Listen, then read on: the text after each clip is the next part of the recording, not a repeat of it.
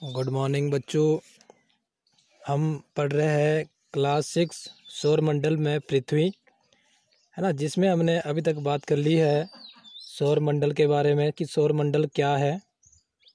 हाँ बच्चों, सौरमंडल के बारे में पढ़ा हमने। फिर उसमें देखा कि जैसे हमने बताया था कि ब्रह्मांड, सबसे पहले ब्रह्मांड होता है सबसे बड़ा, ठीक है ना। ब्रह्मांड के अंदर क्या होती है बच्चों? आकाशगंगाएं होती है। आकाशगंगा के अंदर क्या होता है?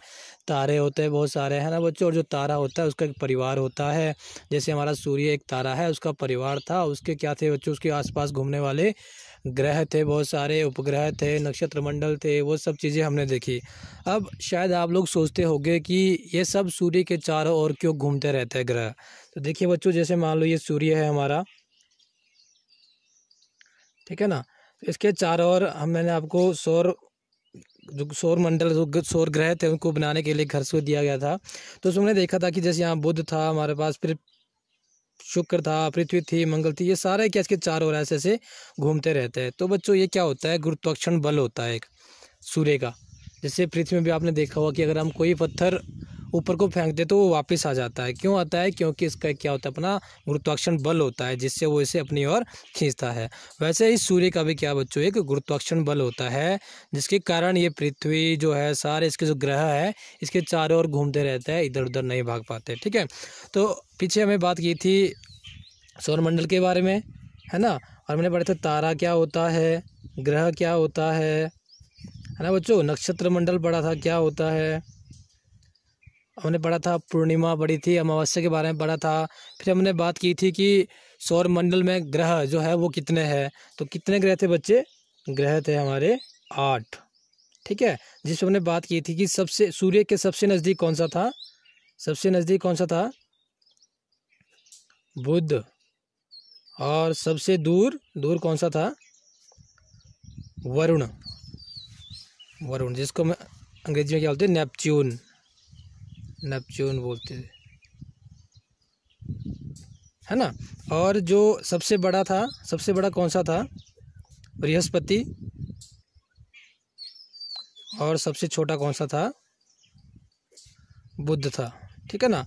तो आज का जो हमारा इस पाठ में जो शेष बचता है उसमें हम बात करते हैं। हम सूर्य के बारे में भी पढ़ चुके हैं कि सूर्य क्या है? एक तारा है, जिसमें हमने बात की थी कि ये जो सूर्य और पृथ्वी के बीच में दूरी कितनी है? 15 करोड़। कल कुछ बच्चे ने ये प्रश्न गलत किया था। तो आज हम बात करेंगे बच्चों पृथ्वी के बारे में, है ना। आज जो हमारा टॉपिक है वो है पृथ्वी। अब पृथ्वी के बारे में बात करें तो पृथ्वी सबसे पहली बात क्या है? एक बच्चों ग्रह है, ठीक है। पृथ्वी क्या है? एक ग्रह है। और हम देखेंगे कि क्या बोल रहा है कि दूरी के हिसाब से बच्चों पृथ्वी तीसरा ग्रह है, ठीक है। जब हमने जो सौर परिवार बनाया था तो उसमें देखा था कि तीसरे नंबर पे कौन सा आ रहा है? हमारा पृथ्वी आ रहा है ना। और जो अगर बड़े की बात करें, आकार की बात करें, तो ये क्या है? 5वां सबसे बड़ा है, ठीक है ना। और इसमें जो इम्पोर्टेंट बात हमारी है कि जो इसका आकार है उसको क्या बोलते हैं हम? भू आब। जो पृथ्वी का आकार उसको क्या बोलते हैं हम? भू आब बोलते हैं, ठीक है ना। दूसरी बात क्या बोलता है कि जो केवल पृथ्वी है वहीं पर ही जीवन पाया जाता है। जो हमारे 8 ग्रह है उसमें से केवल पृथ्वी पर ही जीवन पाया जाता है। क्यों? क्योंकि क्या है? पृथ्वी ना तो अधिक गर्म है और ना ही अधिक ठंडी है ना। और यहाँ पे पानी भी यहाँ पाया जाता है और वायु भी यहाँ पाई जाती है, ठीक है ना। और हवा में जैसे हमारी ऑक्सीजन है, कार्बन डाइऑक्साइड है, बहुत सारी गैसें हैं, ये हम अगले चैप्टर में पढ़ेंगे, ठीक है ना।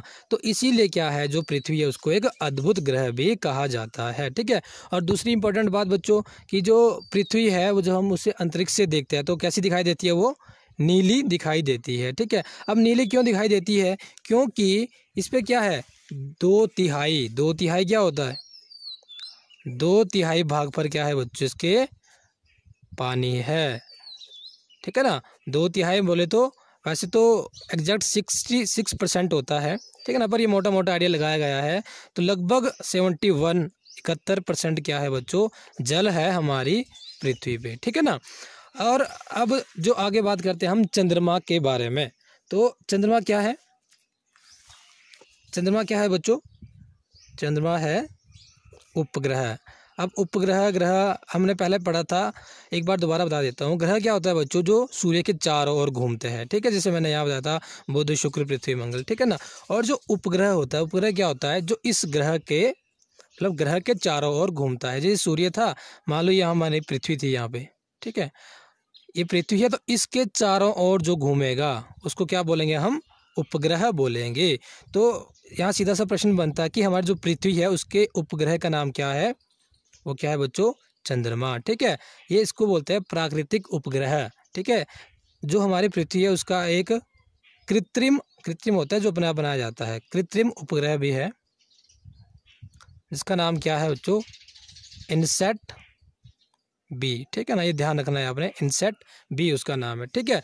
अब आगे क्या बोलता है कि हमारी पृथ्वी के पास केवल एक ही उपग्रह है, अगर प्राकृतिक की बात करते हैं ना, और दूसरा क्या है हमारे कृत्रिम है, जिसका नाम बताया मैंने, इनसैट बी, ठीक है। इसका व्यास पृथ्वी के व्यास का केवल 1/4 है। इसका मतलब क्या है, व्यास क्या होता है, जैसे मान लो कोई वृत्त आपने देखा हो, गोल चीज़ है, ठीक है।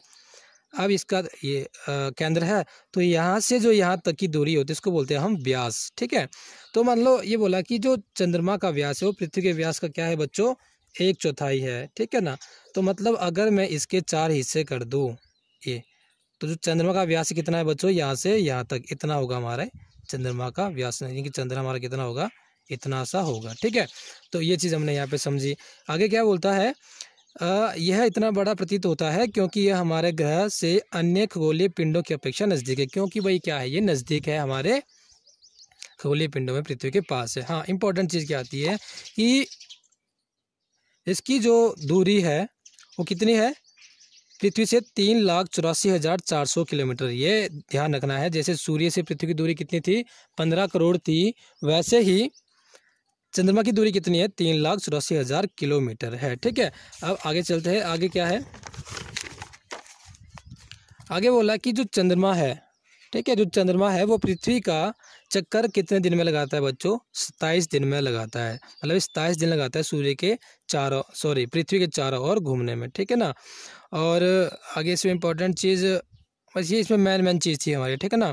अब नेक्स्ट आता है हमारा क्षुद्र ग्रह, ये भी इंपॉर्टेंट है।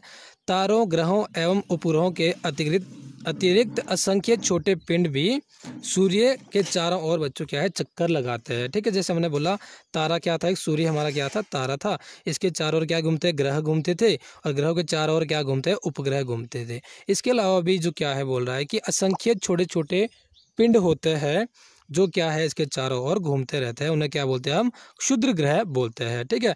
नेक्स्ट हमारा है उल्कापिंड। उल्कापिंड क्या होता है, सूर्य के चारों ओर चक्कर लगाने वाले पत्थरों के छोटे छोटे टुकड़ों को उल्कापिंड कहते हैं। क्या बोला, सूर्य के चारों ओर क्या क्या चक्कर लगाता है, एक तो ग्रह, फिर ग्रह के चारों ओर क्या घूमते हैं, उपग्रह। ये बोला कि सूर्य के चारों ओर बहुत सारी चीज़ें घूमती रहती है, जो पत्थरों के छोटे छोटे टुकड़े हैं उनको क्या बोलते हैं, हम उल्कापिंड बोलते हैं, ठीक है। आगे बोल रहा है कभी कभी ये उल्कापिंड पृथ्वी के इतने नज़दीक आ जाते हैं कि इनकी प्रवृत्ति पृथ्वी पर गिरने की होती है।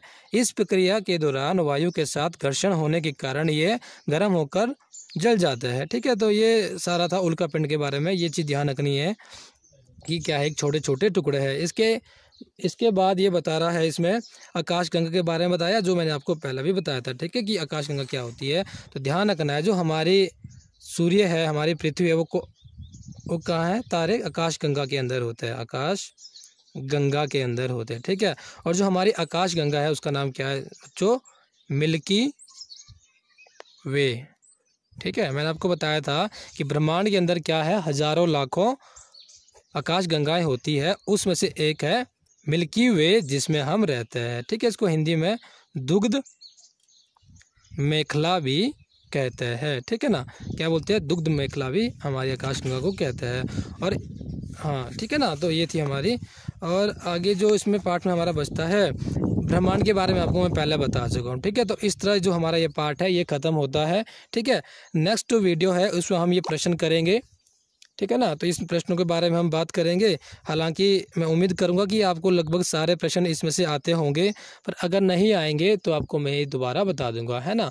अगर इस पार्ट से संबंधित आपको कोई भी डाउट है तो प्लीज़ मुझे बताना। Okay, thank you.